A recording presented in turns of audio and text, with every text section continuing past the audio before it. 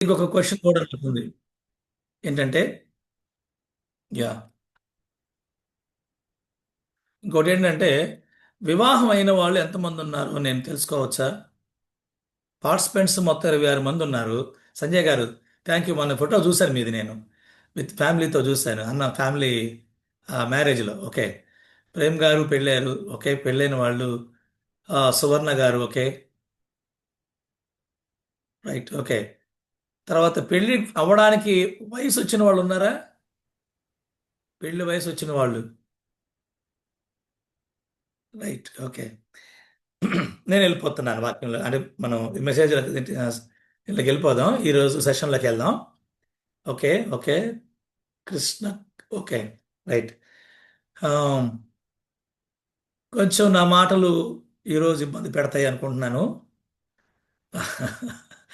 నేను ముందే చెప్పేస్తున్నాను, కొంచెం నా మాటలు ఇబ్బంది పెడతాయి. ఆ, హవార్డ్ హెడ్రిక్స్ అనే ఒక ఆయన ఉన్నాడు.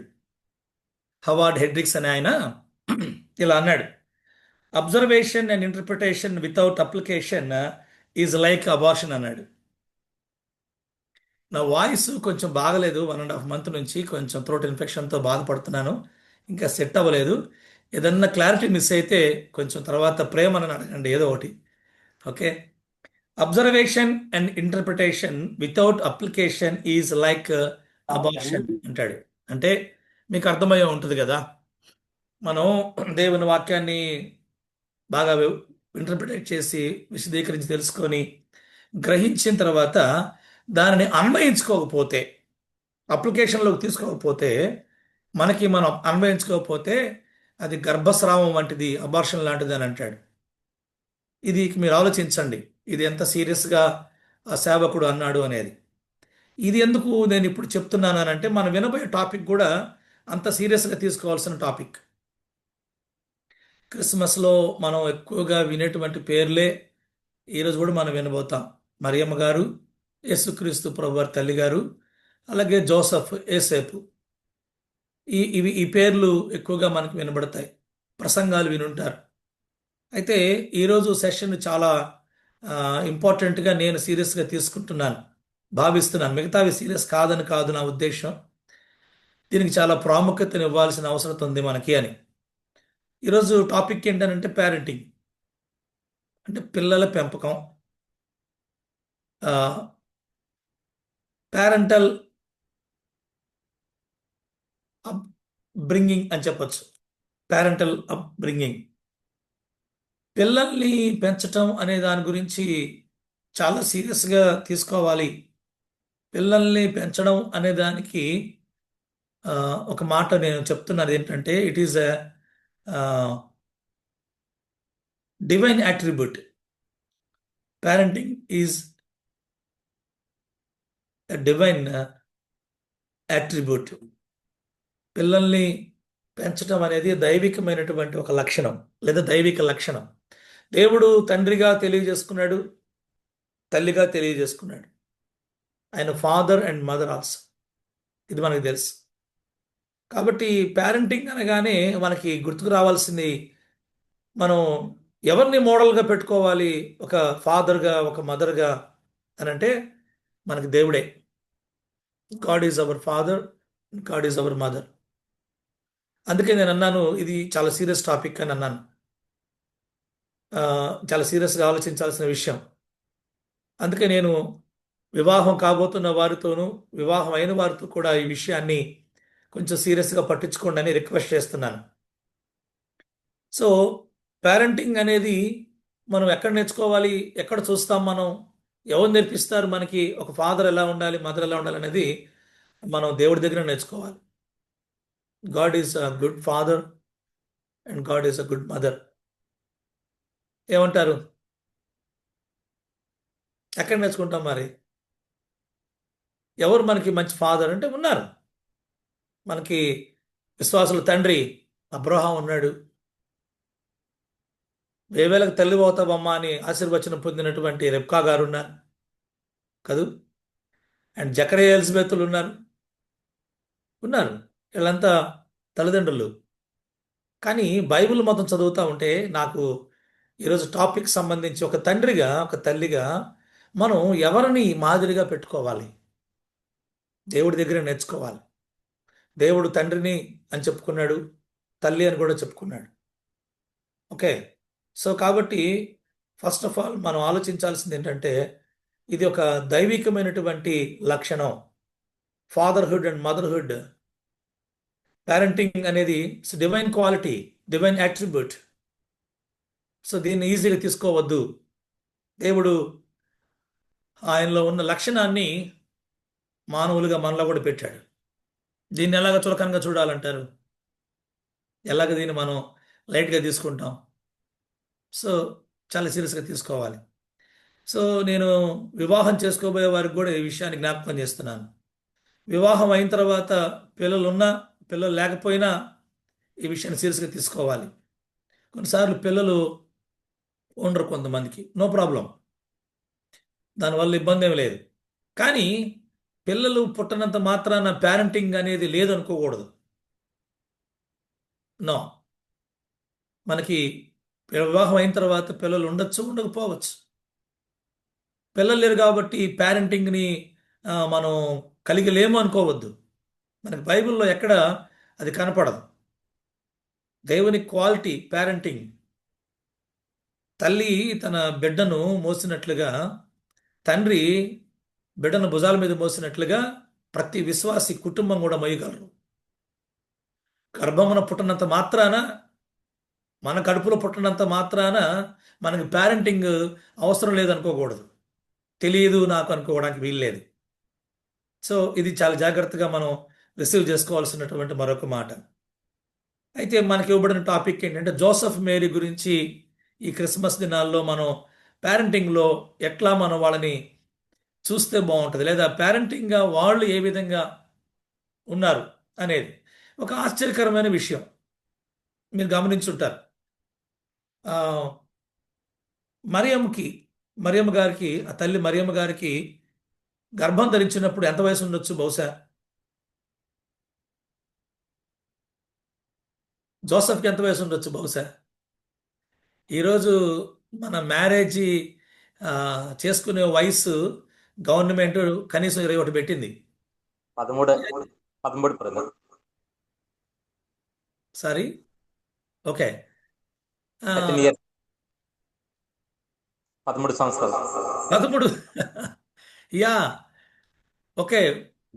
14. కొంతమంది మన వాళ్ళు అంటే ప్రీచర్స్ ఏమంటారంటే 16 సంవత్సరాలు మించి ఛాన్స్ లేదంటారు. ఇక ఒప్పుకోరు అనమాట. సరే 13, 14, 15 ఓకే. మనం ఆలోచిద్దాం. జోసఫ్కి ఎంత వయసు ఉండొచ్చు? యాస్టీస్గా అంతే కదా. కదా, మీరు కనబడతా ఉంటే అందుకే మనం మాట్లాడుకోవచ్చు, తలలు ఊపొచ్చు. సంజయ్ గారు ఒకటే తలలు ఊపుతా ఉన్నారు. జీవన్ కుమార్ గారు కనబడుతున్నారు. సార్ మీకు వందనాలు, థ్యాంక్ యూ, నాకు చాలా ఎంకరేజ్గా ఉంటుంది. ఓకే. మిగతా వాళ్ళు కనపడ అవకాశం. ఓకే, రైట్, వినండి. వాక్యంలో మనం చదువుతున్నప్పుడు పేరెంటింగ్ విషయంలో జోసఫ్, మేరీ వాళ్ళిద్దరి యొక్క ఆ, ఒక్కసారి క్యారెక్టర్ని ఆలోచన చేద్దాం. వారిద్దరి యొక్క క్యారెక్టర్ వాళ్ళకి ప్రధానమైందని మనకు తెలుసు కదా. ప్రధానం అయిన తర్వాత మరియమ్మ దగ్గరికి, లేదా మరియమ్మ తల్లి దగ్గరికి దూత వస్తాడు. గబ్రియల్ దూత వచ్చినప్పుడు ఆమెతో మాట్లాడతాడు. మాట్లాడిన తర్వాత ఆమె ఏమనింది? అది చాలా ఎగ్జాక్ట్గా ఉంటుంది. ఆమె వయసు ఎంత, ఆ వయసుకి ఎంత జ్ఞానం ఉంటది, ఆ వయసులో ఆమె ఏ విధమైన ఆలోచనలు ఉంటాయి. జనరల్గా నేను డాక్టర్స్ దగ్గర విన్నది ఏంటనంటే, అంటే అందరి దగ్గర కాదు, ఒకళ్ళది నాకు తెలిసిన వాళ్ళ దగ్గర, సహజంగా గర్ల్స్ అట 15 సంవత్సరాల వయసున్న అబ్బాయి, అదే ఈక్వల్గా ఉన్న అమ్మాయికి తేడా ఏంటంటే, 15 సంవత్సరాల అమ్మాయి 18 సంవత్సరాల అమ్మాయిలాగా ఆలోచిస్తుందట. అబ్బాయికి అంత ఉండదంట ఆలోచన. 15 ఇయర్స్ అబ్బాయి 15 ఇయర్స్ లాగే ఉంటాడు. కానీ 15 ఇయర్స్ గర్ల్ 18 ఇయర్స్ గర్ల్ లాగా థింక్ చేస్తుందట. ఆ వయసులో ఉండే అంత ఆలోచన ఉంటుందట. నేనేమంటానంటే, ఇది చదువుతున్నప్పుడు దేవుడు ఆమె దగ్గరికి వర్తమానం పంపించినప్పుడు మరియమ్మ గారు ఏమన్నారు అని అంటే, నేను ప్రభు దాసురాలను అని అంటది. నేను ప్రభు దాసురాలను, నీ మాట చొప్పున నాకు జరుగును గాక అని అంటది. కామన్ గర్ల్గా మాట్లాడుతున్నట్టు అనిపించదు కదా. ఇంతకు 13 ఇయర్స్ ఉండి ఉండొచ్చు బహుశా అన్నారు మనలో ఎవరో. సరే 15 వేసుకోండి, 15 సంవత్సరాలు అనుకుందాం. 15 సంవత్సరాల అమ్మాయి వివాహం కాబోతున్న సమయంలో ఏమనిందనంటే, నువ్వు గర్భం ధరిస్తున్నావమ్మా, పరిశుద్ధాత్మ వలన ఇది జరుగుతుంది అని చెప్పగానే, సరే ఓకే డన్, అలాగే నేను దేవుని దాసురాలు కదా. ఆ పదం చాలా హైలీ స్పిరిచువల్ వర్డ్ అంటాను నేను. ఇప్పుడు నా పర్సనల్ లైఫ్కి, నా పర్సనల్ హ్యాపీనెస్కి ఏమాత్రం ఇంపార్టెన్స్ లేదు. చాలా ఆశ్చర్యంగా అనిపిస్తుంది. అమ్- నేను ఒక దాసురాల్ని, సర్వెంట్. నాకు నా లైఫ్ మీద, నా ఇష్టాల మీద నాకు ఒక ఆశలు ఉన్నాయి, నాకు ఒక లైఫ్ ఉంది, నాకు ఒక డ్రీమ్ ఉంది. ఈరోజు ఇలాంటి పదాలు ఎక్కువ వినబడుతుంటాయి మనకి. కానీ ఆ మరియమ్మ తల్లి ఆ వయసులోనే, నువ్వు గర్భం ధరిస్తావమ్మా, నువ్వు కుమారుని కనాలి, ఆ కుమారుడు ఒక పని మీద ఈ లోకానికి వస్తున్నాడు అని చెప్తున్నప్పుడు అసలు వండర్ఫుల్గా ఉంటుంది. లెట్ us రీడ్, ఆయన చదువుతాను ఒకసారి. ఏం చెప్పబడింది మరియమ్మ తల్లికి ఆమె గర్భములో జన్మించబోయే శిశువు గురించి అని అంటే, ఆయన గొప్పవాడవుతాడు, నువ్వు యేసు అని పేరు పెడతావు, గొప్పవాడవుతాడు, సర్వోన్నతుడు కుమారుడు అనబడతాడు. తర్వాత ప్రభు అయిన దేవుడు ఆయన తండ్రి అయిన దావీదు సింహాసనం ఆయనకి ఇస్తాడు. ఆయన ఏం చేస్తాడో చెప్తున్నప్పుడు ఇదంతా వినిన తర్వాత ఆమె ఏమనింది అని అంటే, అయ్యా నేను నీ దాసురాల్ని. ఎందుకు ఈ మాటలు నేను కొంచెం స్ట్రెస్ చేసి చెప్తున్నానంటే, వివాహం అయిన వాళ్ళైనా వివాహం కాని వాళ్ళైనా అసలు వివాహం ఎందుకో తెలుసుకోవాలి. ఫస్ట్ ఆఫ్ ఆల్ పేరెంటింగ్లోకి వెళ్ళాలి అని అంటే, అసలు వివాహం ఎందుకు, దేనికోసం వివాహం, ఎందుకు వివాహం, ఇది చాలా అవసరం. వివాహం అయిన తర్వాత పిల్లలు పుడితే అప్పుడు పేరెంటింగ్ గురించి ఆలోచిద్దాములే, అలా కనపడదు ఇక్కడ ప్యాసేజ్ చదువుతున్నప్పుడు. బిఫోర్ మ్యారేజే అసలు పిల్లల్ని పెంచడం అనే దానికంటే వివాహం ఎందుకు చేసుకోవాలి, ఒక అబ్బాయి అమ్మాయి వివాహం ఎందుకు చేసుకోవాలి, అది ఖచ్చితంగా తెలియాలి. ఎందుకో చెప్తాను. ఇక్కడ మరియమ్మ తల్లికి ప్రధానమై ఉంది యోసేపు తోటి. వీళ్ళిద్దరికి ఇంకా గమనించండి, ఆ వివాహ సంబంధ బాంధవ్యాలు ప్రారంభం అవ్వలేదు. ఈలోపు మెసేజ్ వచ్చింది ఫ్రమ్ గాడ్, దేవుడి దగ్గర నుంచి మెసేజ్ వచ్చింది, నువ్వు గర్భవతి అవుతున్నావు, కుమారుడు పుట్టబోతున్నాడు అని. యోసేపు అనుకున్నాడు, ఆ ఇంకా కష్టమే ఏమతోటి, అంతే కదా. నేను మామూలు మాట్లాడుతున్నాను, మనకి ఏమంత కుదరదు.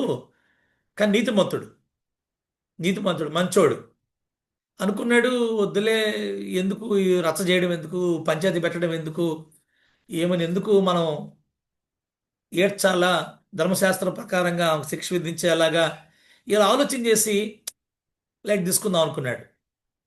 ఇతను కూడా యవనస్తుడే, ఈయనకు 50 60 ఉండవు. ఇతను ఒక్కొక్కగా మన టీనేజ్లోనే ఉంటాడు మనకు అర్థమైతే. సో వీళ్ళిద్దరి వివాహం ఇప్పుడు, ఆమె గర్భము ధరించిన తర్వాత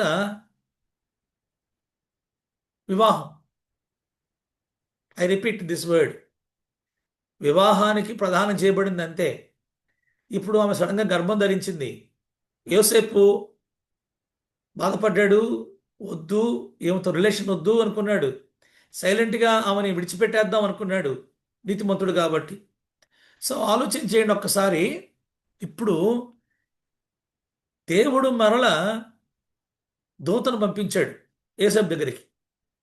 యోసేపు దగ్గరికి వచ్చి దూత ఏం చెప్పాడు అని అంటే, నువ్వు అనుకుంటున్నట్టుగా ఏదో జరగలేదు, పరిశుద్ధాత్మ దేవుని వలన ఆమె గర్భం ధరించింది కాబట్టి నువ్వు వెళ్ళి భార్యగా చేసుకోవాలి అని చెప్పగానే, ఇక్కడ మరియమ్మ తల్లి యోసేపు ఇద్దరు కూడా ఎందుకు వివాహం చేసుకున్నారు ఇప్పుడు,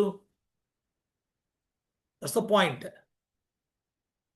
ఇప్పుడు వీరిద్దరి వివాహం బ్రేకప్ అయిందా, తిరిగి మరలా ఒకటైందా?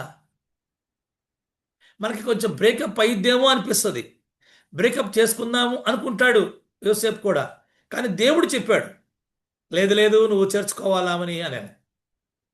నాకు అనిపించింది వీరిద్దరి వివాహం దేవుని ఉద్దేశం నెరవేర్చడం కొరకు. ఇది ఫస్ట్ పాయింట్. ఈరోజు వివాహాలు మన ఇష్టాలను బట్టి, మన ఉద్దేశాలను బట్టి కనుక జరుగుతూ ఉంటే డివైన్ డివైన్ ఇంటెన్షన్, దైవికమైన ఉద్దేశాలకు ఏమాత్రం తావు ఉండదు, జరగవు. సో నేను ఒక స్టేట్మెంట్ చేయాలనుకుంటాను.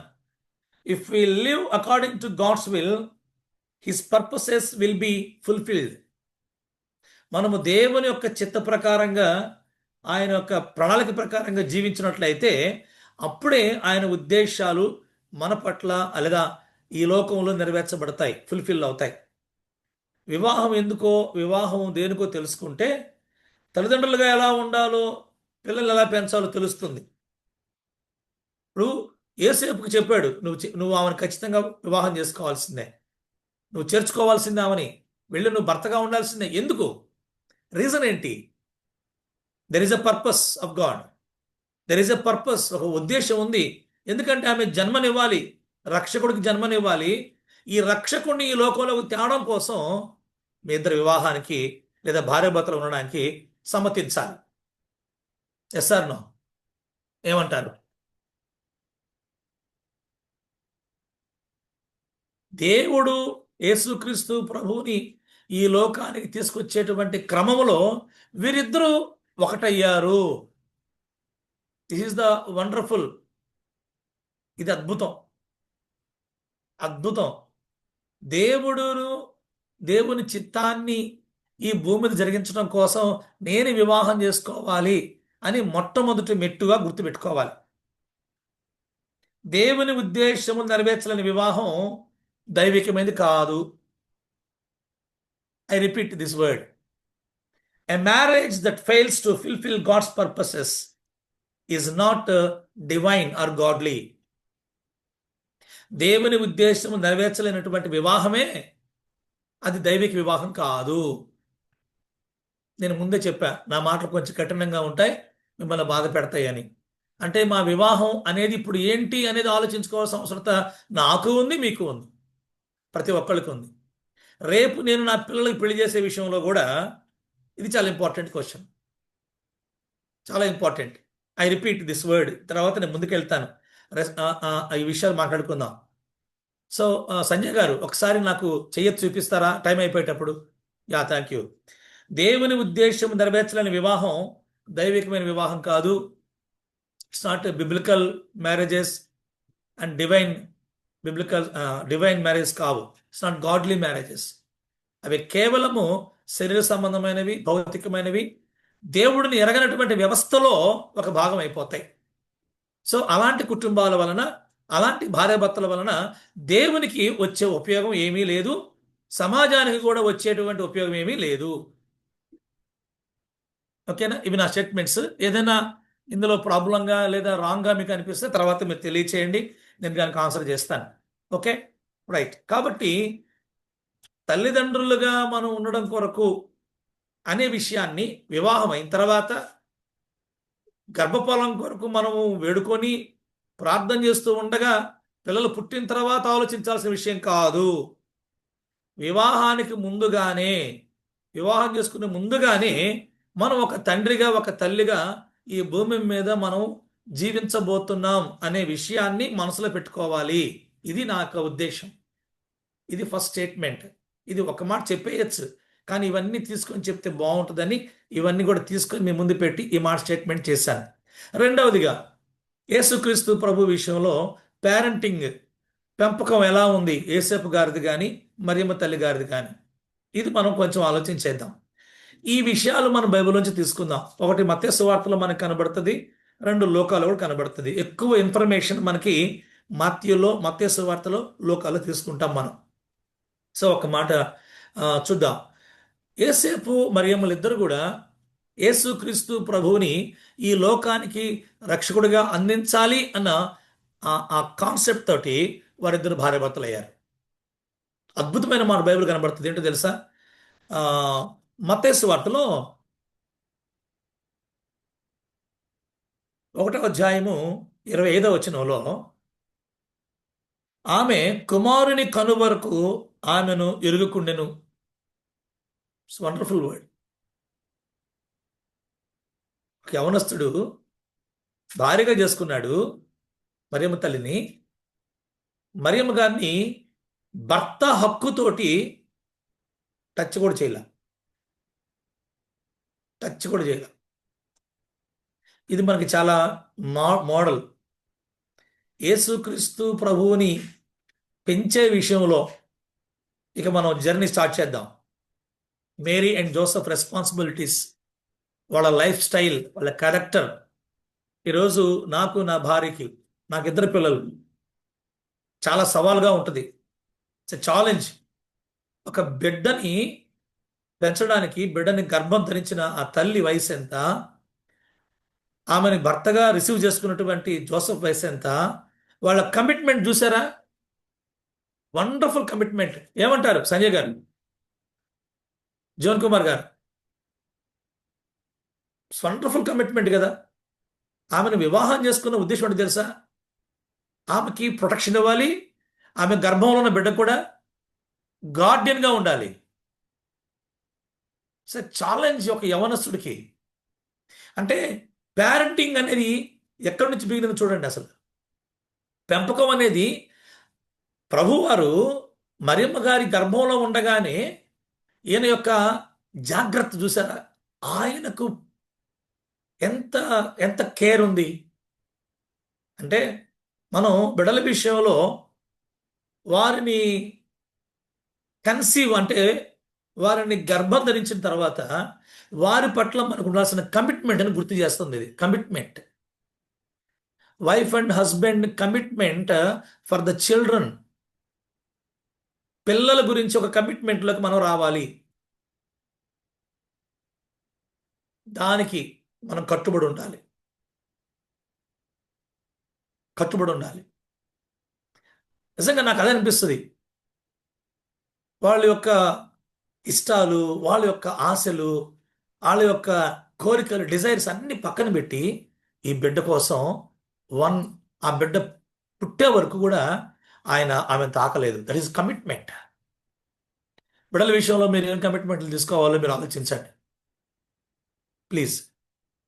తర్వాత ఇక మరియమ్మ తల్లి గురించి, యేసేపు గారి గురించి డిఫరెంట్గా మనం వేరు చేసి మాట్లాడుకుందాం. జోసెఫ్ ఏం చేశాడు అని అంటే ఆశ్చర్యంగా అనిపిస్తుంది. అవి నేను మీకు జ్ఞాపకం చేస్తాను. మత్తయి సువార్తలో నుంచి జ్ఞాపకం చేస్తాను. మత్తయి సువార్తలో జోసెఫ్ చేసిన పని ఏంటంటే 2:13 ఇది మొదటగా గుర్తుపెట్టుకుందాం. 2:13లో ఆయన అక్కడ రాసిన మాట ఏంటంటే, సంహరింపవలనని, హేరోదు ఆ శిశువును సంహరింపవలనని ఆయనను వెతకబోచున్నాడు.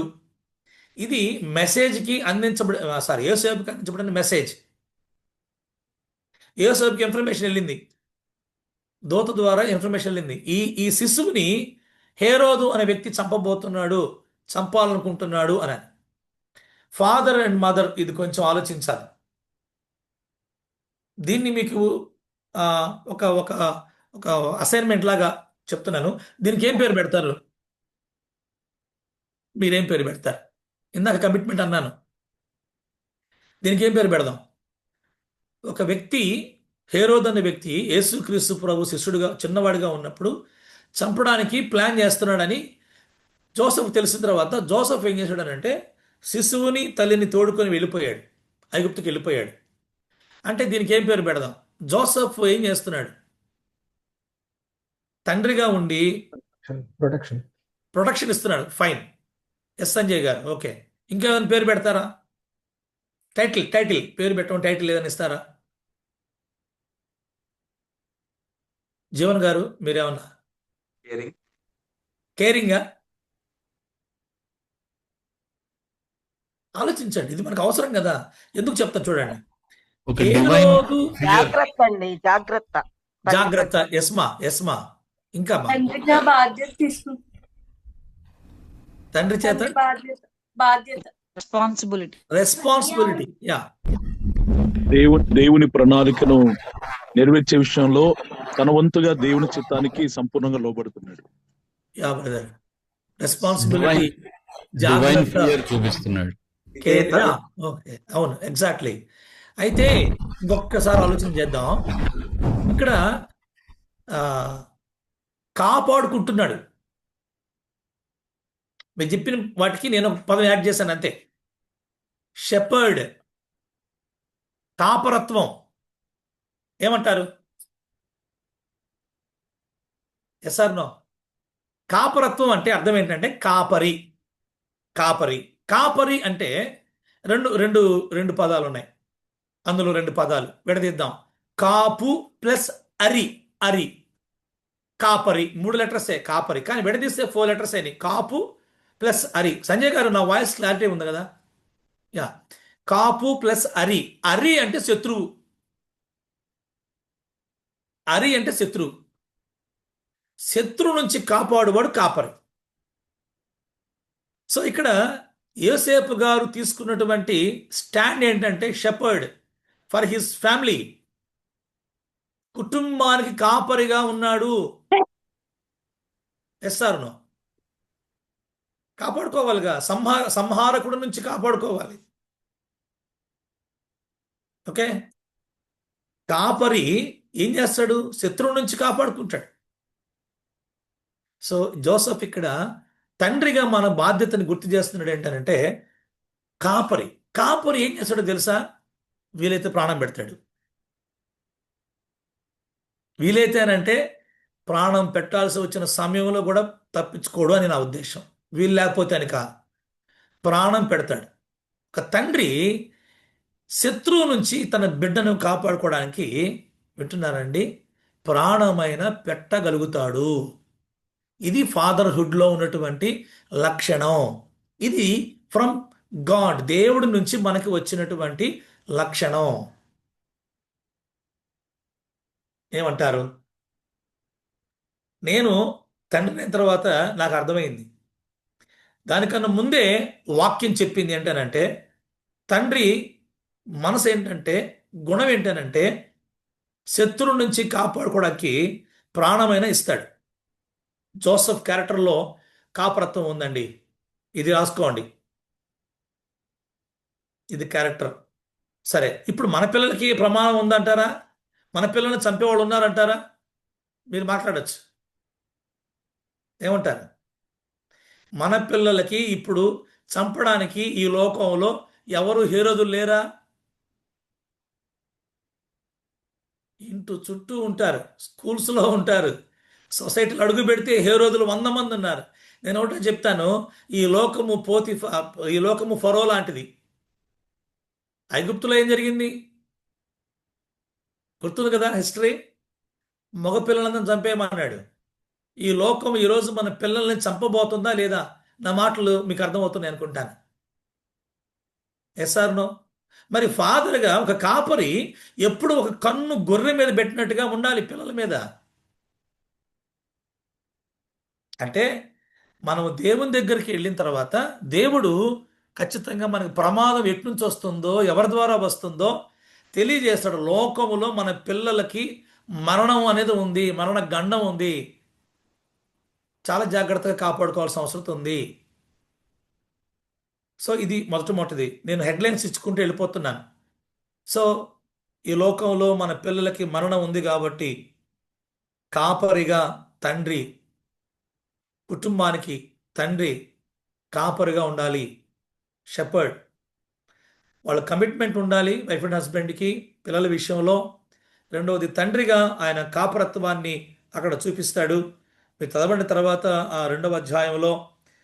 తర్వాత జోసెఫ్ అండ్ మేరీ వాళ్ళిద్దరు చేసినటువంటి మరొక పని చాలా ఇంట్రెస్ట్గా ఉంటుంది.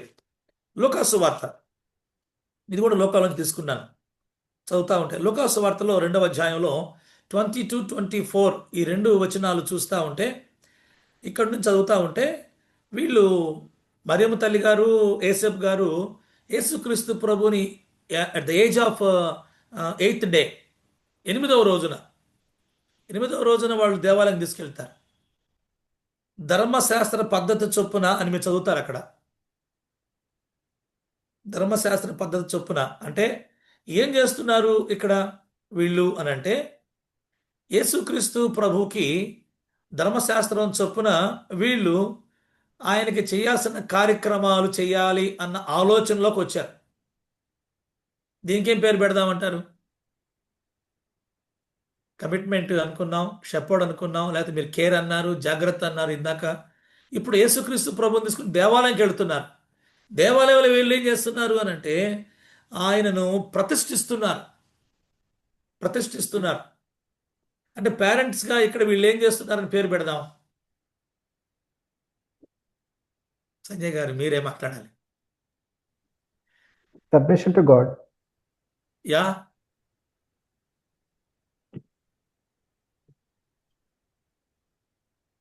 ఇంకా దేవునికి సంబంధించిన వ్యక్తిగా all the days of his life belongs to God. అంటే దేవుని కొరకు మాత్రమే ఈ బిడ్డ పెంచబడతాడు, దేవుని పని కొరకు ఈ బిడ్డ పెంచబడతాడు అని ఆయనను కమిట్ చేశారు అక్కడ వాళ్ళు. మీరు గమనించండి. మీరు ఓల్డ్ టెస్టిమెంట్లోకి వెళ్తే కూడా హన్నా ఒక మాట అంటది, నేను ఈ బిడ్డను దయచేయమని ప్రార్థన చేశాను, ప్రభువు నాకు ఇచ్చాడు కాబట్టి ఈ బిడ్డ తాను బ్రతుకు దినములన్నిటను ప్రభువుకి ప్రతిష్ఠితుడు అని చెప్తుంది ఆమె. సేమ్ ద సెన్స్ ఇక్కడ కూడా మనం అదే చూస్తాం. మన పిల్లల్ని మనం ఏం చేయాలి అని అంటే వాళ్ళు దేవుని కొరకు ప్రత్యేకించబడినటువంటి జీవితాలు జీవించడానికి మనం డెసిషన్ మేకింగ్ చేయాలి. ఇది వాక్యం మనకు చెప్తున్న విషయం. అంటే ఇక్కడ పిల్లలు నా సంతోషం కోసం కాదు, నా ఉద్దేశాలు నెరవేర్చడం కోసం కాదు. వీడు డాక్టర్ అవ్వాలి. ఎందుకు అవ్వాలి డాక్టరు? దేవుడు చెప్పాడా? చెప్తే చెయ్యి, ప్రాబ్లం ఏముంది. వీడు ఐఏఎస్ అవ్వాలి. కొన్నిసార్లు అంటుంటారు, మాకు మగ పిల్లలు పుట్టలేదండి, ఇంటి పేరు నిలబెట్టేవాళ్ళు లేరండి. What is this? నా ఇంటెన్షన్స్ కావు, నా ఇష్టాలు కాదు, నా ఉద్దేశాల కోసం కాదు. ఈ బిడ్డ తాను బ్రతుకు దినములన్నిట దేవుని కొరకు, దేవుని పని కొరకు పెంచబడాలి. ఇక నువ్వు ఎంబీబీఎస్ చేస్తావా, ఐఏఎస్ని చేస్తావా, ముఖ్యమంత్రిని చేస్తావా అనేది నీ ఇష్టం కాదు. ఆయన చేయమంటే చేయాలి. పాస్టర్ అవుతాడా, టీచర్ అవుతాడా, బైబిల్ టీచర్ అవుతాడా, నాట్ యువర్ విల్. నీ సంతోషం కాదు, నీ తెలివితేటలు కాదు అనేది మనకు అర్థమవుతుంది. సో డెసిషన్ మేకింగ్ అనేది ఇక్కడ చాలా ఇంపార్టెంట్. బిబ్లికల్గా మనం పిల్లల్ని తీసుకొచ్చి దేవుని కొరకు వాళ్ళు ప్రత్యేకించబడిన వారిగా ఈ లోకంలో పెంచబడాలి. మరొక పాయింట్లోకి వెళ్తాను నేను.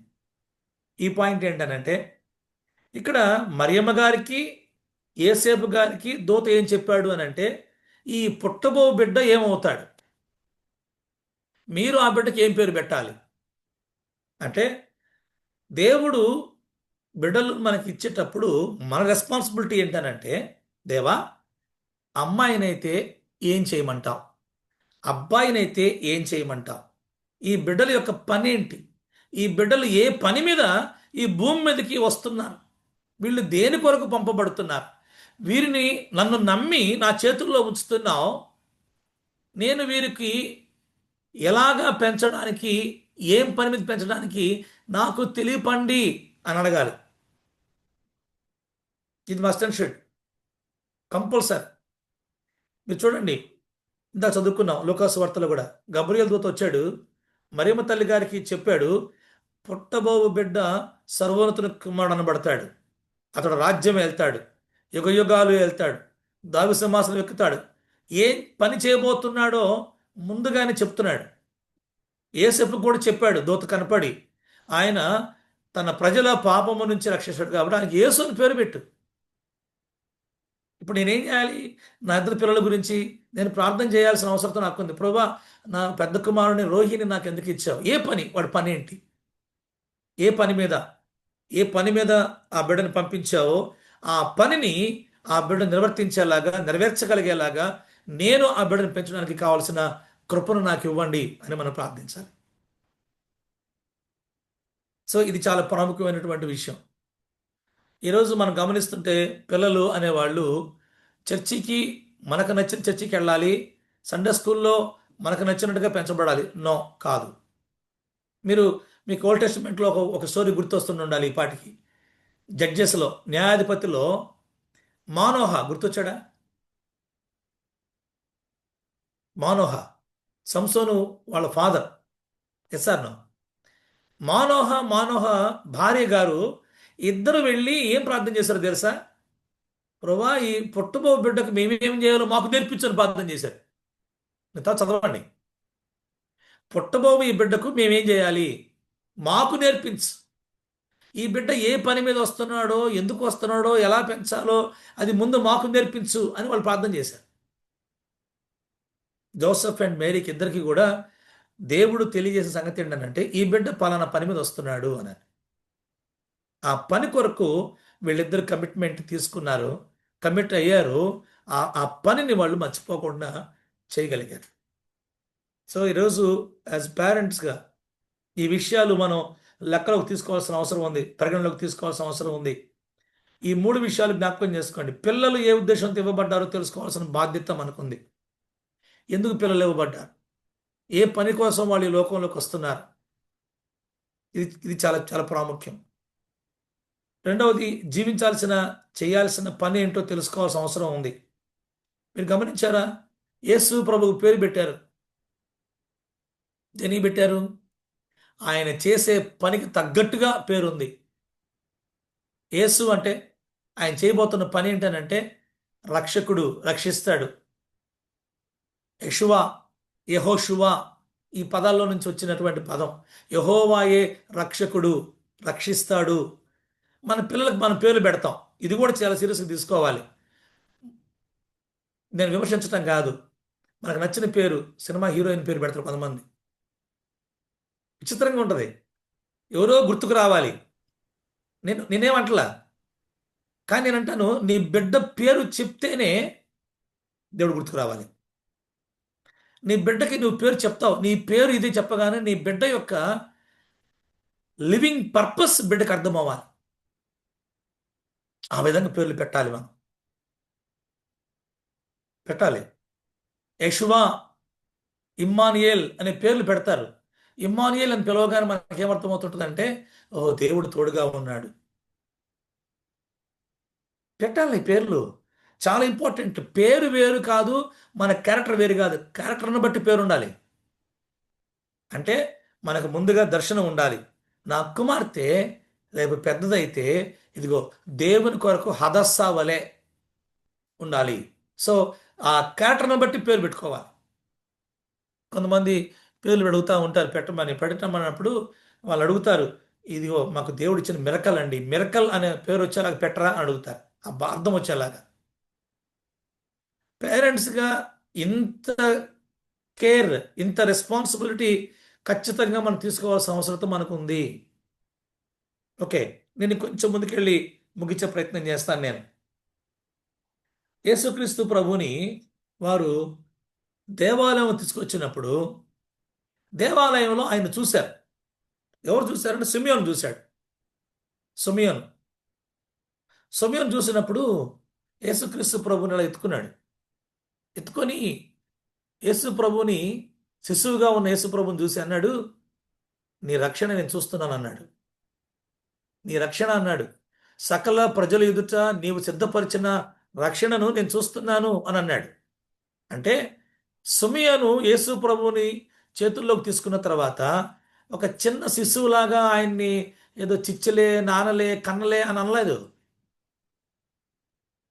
ఆయన ఈ లోకానికి ఎందుకు వచ్చాడు, ఈ చేతుల్లో ఉన్న ఆయన ఎవరు అనే ఆ సత్యాన్ని గ్రహించగలిగాడు. అంటే సొసైటీకి మన పిల్లలు ఎంత ఉపయోగకరంగా ఉండాలి అనేది మన చేతుల్లో ఉంది. నేను ఒక సవాల్గా ఒక మాట చెప్తాను. మన పిల్లలు రేపు సొసైటీలో యేసుక్రీస్తు ప్రభు ఆయన రక్షకుడికి ఈ పిల్లలు సాధనాలుగా ఉపయోగపడకపోతే, అంటే మన పెంపకంలో ఏముండాలంటే ఈ పిల్లలు స్పెషల్, ఎప్పుడు మీరు గమనించండి, బైబిల్లో ఉన్న ప్రతి క్యారెక్టర్ పెక్యులర్, అంటే అందరు లాంటి వాళ్ళు కాదు. మీరు చూడండి, ఐగుప్తులో యోసేపు అందరు లాంటి వాడా? అందరిలో ప్రత్యేకమైన వాడు. బబులోన్లోకి వెళ్ళిన తర్వాత దానియేలు, అజర్యా, హనన్యా, మిషాయేలు అందరు లాంటి వాళ్ళు ప్రత్యేకమైన వాళ్ళ? ఈ నలుగురు బౌలర్ సంగతి ఏమనగా అని రాశాడు దానియేలు గ్రంథంలో. అందరు లాంటి వాళ్ళు కాదు. మన పిల్లలు సొసైటీలో అందరు లాంటి వాళ్ళగా కాదు. మీరు గమనించండి, యేసు ప్రభు గురించి రాసిన మాటలు ఏంటో తెలుసా?